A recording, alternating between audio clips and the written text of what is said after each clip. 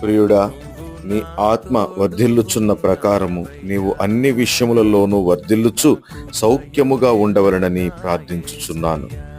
ఈ వాక్యము ద్వారా ప్రభు మనతో మాట్లాడుతున్నటువంటి మాట ఏమిటంటే, మనము ఆత్మలో వర్ధిల్లుచు ఉన్న రీతిగా కేవలము ఆత్మీయంగా మాత్రమే కాదు కానీ మనము అన్ని విషయములలో మనం వర్ధిల్లాలట.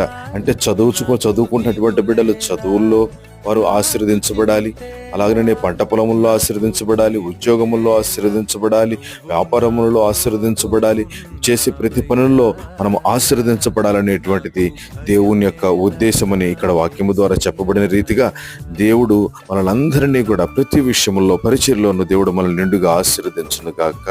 ప్రార్థన. పరిశుద్ధుడా యేసయ్య తండ్రి, మరి ప్రతి విషయంలో కూడా తండ్రి వారి ప్రయత్నాల్లో ఈరోజు చేసే ప్రయత్నాలంట్లో తోడై ఉండి వారిని దీవించమని యేసునామంలో వేడుకుంటున్నాము తండ్రి. ఆమేన్.